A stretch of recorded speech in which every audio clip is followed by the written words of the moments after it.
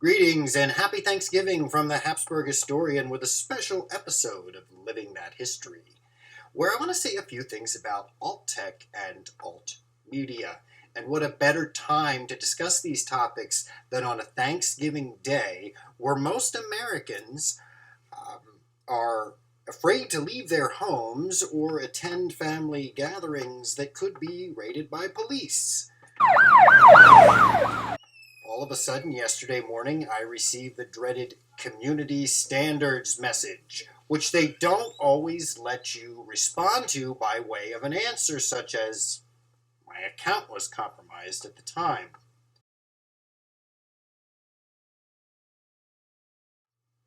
If I didn't know any better, it was as if the great care I take to avoid violations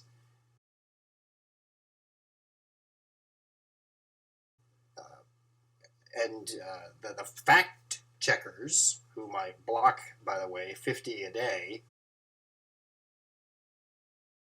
or the algorithmic monitors. I graduated with two people on Zuckerberg's payroll who are friends of friends.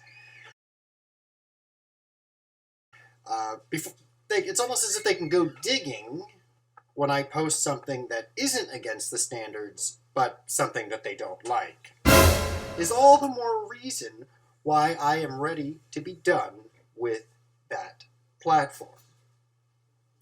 Twitter has always been a hard platform for me to use, and Parler, the new version, is too much like Twitter for me to effectively work with. Instagram, well, I only have that to spy on my kids, and it's the same company as Facebook and the same standards. So most of these are non-biased in their standards and removal processes, these new ones, Parler, etc. And they are considered alt tech because they are not run by billionaire tech giants. Alt tech gets associated with the alt-right, which is essentially conservative populism. And both, of course, get branded as Nazi-loving havens. That's hardly a fair assessment either, because, well, neo-Nazis are going to find a way to speak, or be heard, or be platformed, and as disgusting as they are, linking conservative populists with organizations, including ethno-nationalists, is a very, very dangerous thing to do.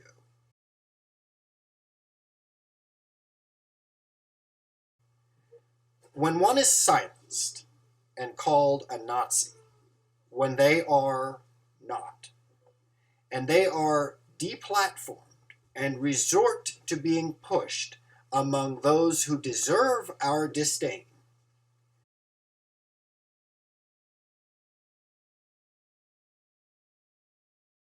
what typically occurs is that the deplatformed individual will tend to double down and even become sympathetic to causes they would otherwise abhor. Stay with me, because this is very important.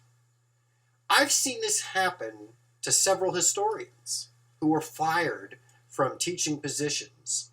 Their publishing contracts were revoked, and their lectures banned from academic institutions, to the point where the only people who would pay to hear them were extremists. Typically what we would call a right-wing extremist, although I'm sure the other way is possible. It just so happens that left-wing extremists tend to control the academic institutions currently. The longer these individuals spend with extremist audiences, the more they become like their audiences. Now, before I go forward with this next example, which I debated with myself for nearly 24 hours on whether I should even provide it to you, I must emphatically declare that I do not, in any way, support, defend, or endorse the policies of National Socialism, either in the years prior or during the Second World War or in any splinter groups that continue to espouse said policies. That's a mouthful, but it's something I tend to have to preempt academic arguments with. So, having said that, a fine example is the historian David Irving, who was a renowned expert in the field of World War II scholarship, especially Axis scholarship, regarded by his colleagues as being one of the utmost experts in the field, especially concerning his discovery of primary sources such as diaries, uh, letters, and things of that sort. At one point, he began to raise questions about the final solution and submitted for thought to other academics what he believed were inconsistencies in the Holocaust statistics. He was immediately barred and demonized. Now, this was in the late 1980s, and the tone of his work, as well as the political ideologies that he has embraced, have dramatically changed over the course of the years, to where he has taken actually some incredibly extremist positions that were not in line with his earlier work. And most are certainly the result of his being marginalized to such an extent that he could only make a living catering to ethno-nationalist circles. Nobody else would pay him. Now, does that make it right? No. But it does explain something. It does explain a phenomena that I see. Some of his most recent work has even involved calling Colonel Stauffenberg, who is a hero of mine, the only German monument in Germany to World War II military is that of Stauffenberg and his conspirators, who did not succeed in killing Hitler in the July plot. But he has referred to Colonel Stauffenberg and his co-conspirators as traitors, and even a defense of none other than Heinrich Himmler he published, who, among scholars who question certain forms of settled history, still feel that Himmler was nothing short of a psychopath. It's the first time I made this connection between a marginalized academic becoming radicalized. And to me, it's almost like nonviolent offenders who are turned into hardened criminals when they're thrown into prison. Now, this is the unfortunate reality of several things. We've spent almost a decade where we have heard people use the Nazi comeback to describe someone with whom they do not agree, almost to the point where it was used to such an extent that people don't even buy it anymore. I believe it was Bill Maher who said that the Democrats had overplayed their Nazi card, and that's how Trump won election in 2016. And it's hardly surprising, because if you look back, you can see where Romney was called a Nazi, McCain, Bush. It's just it's become an empty trope that's been thrown at people. However, there are, and not as influential as people might think they are, there are still neo-Nazis and those who embrace National Socialism out there. And to lump everyone in that category is dangerous. It's very dangerous. But that's what's happened with the traditional, or now that the new forms of social media. When I say new, I mean the ones that we've all been using for the last 10 to 12 years. As they have become, the owners of these companies have become less libertarian, less hands-off, and more driven by political ideologies. And I'm not here to make arguments about, it's a private company, they can do what they want. I'm not going to make the arguments about whether or not they can be sued and their blanket protections. It doesn't matter. Let the Senate figure that out. They're doing a pretty good job of it, by the way. least the Republicans, Ted Cruz.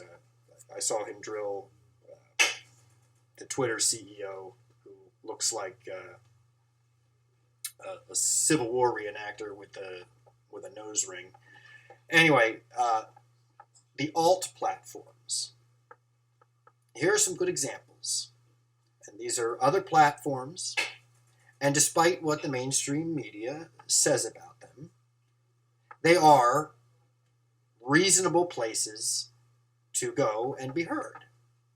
Some examples are Gab, Mastodon, Friendica, Steemit, MeWe, BitChute, Library, and I believe the newest, Rumble.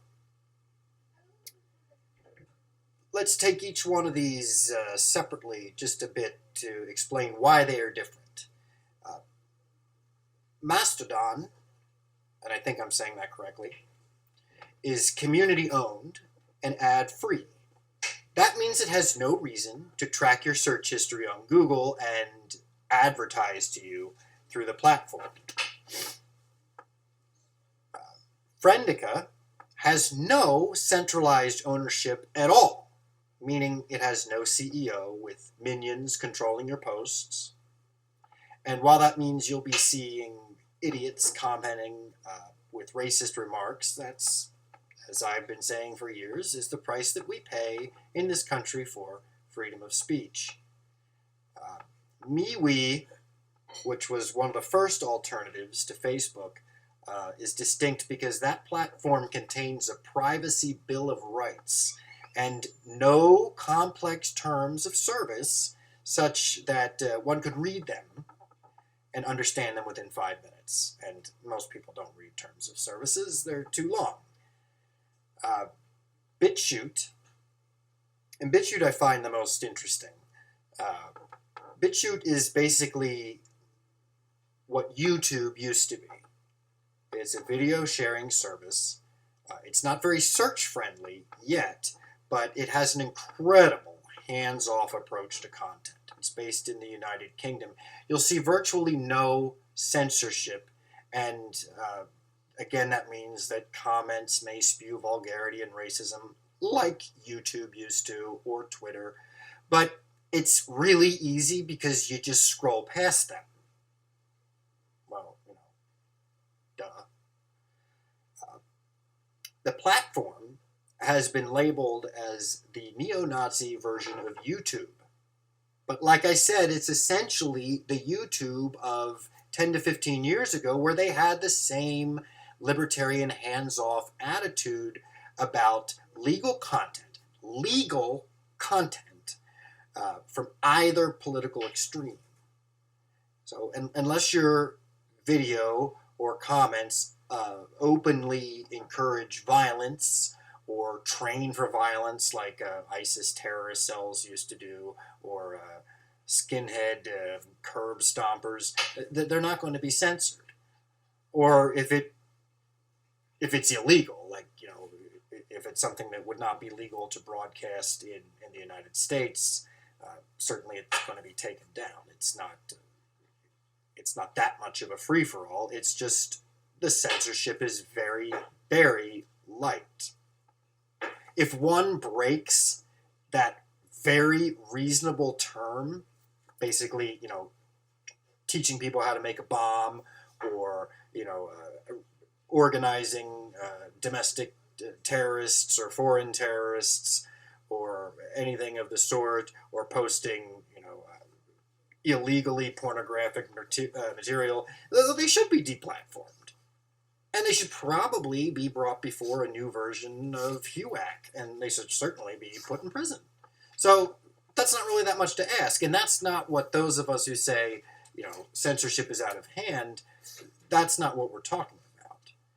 Seeing anti-Semitic, racist vitriol in a comment, or having the ability to stream a video that YouTube would have allowed you to stream until about 2 years ago, if that's what you want, I personally view many videos with what I would consider abhorrent content and things that I do not agree with, but that's pretty much because it's the only way I can argue with who I would consider to be my moral enemies, so to speak. Um, you can't argue with them unless you hear them out. And to me, that's a far less harmful thing for me to be exposed to than my personal search history being tracked so that third parties can sell my information on Facebook. So, wanted to get that out there. I thought it would be worthwhile for some of you to check out some of these platforms. I am not on BitChute yet. I'm kind of waiting for that platform to be a little more search friendly, but I have watched it. I think it's great. The owner has made it very clear that all political forms of discussion are welcome. It just so happens that the left-wing extremist political point of view is not being censored on the what we would call the traditional social media. So they don't have to go there, but they can, and some do.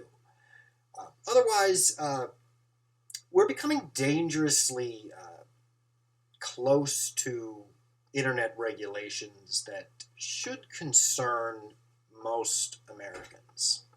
This happened, of course, this has been going on for centuries, where a government decides that a new way of communicating is dangerous or a threat to not just democracy, but in the old days it would have been monarchy, the entire social fabric and social structure. Trust me, they did it with the printing press.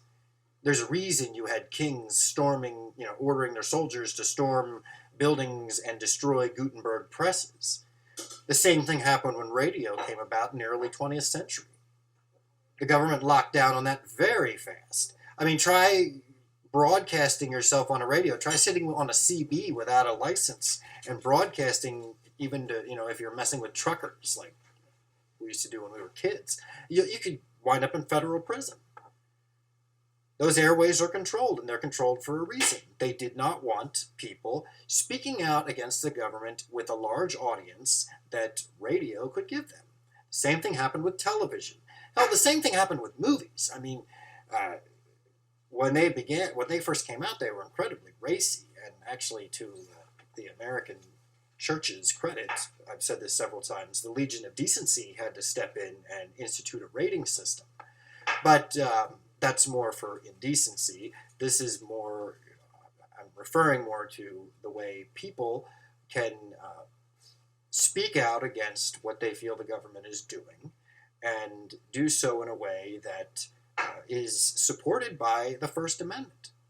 We don't have hand-operated printing presses anymore. The internet, for most cases, most people, is their press. That begins to be regulated. If that begins to be a place where that cannot happen, where alternate points of view cannot be raised, that's a problem. And that's a strategy, especially when it has to do with, safety concerns or safety. It's always safety, but safety concerns, misinformation. I love that. See what is deemed misinformation by the establishment. The establishment isn't always truthful, are they? And it's always the excuse. We're here to protect you.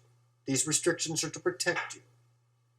Well, I'm not sure that I want to live in a country where the only way I can express my point of view and you can express yours is going to be regulated, super regulated, to the point where it doesn't matter what platform you use, they'll just cut your internet connection. So, in conclusion, I want to continue to wish you all a happy Thanksgiving. And hang in there. Keep living that history.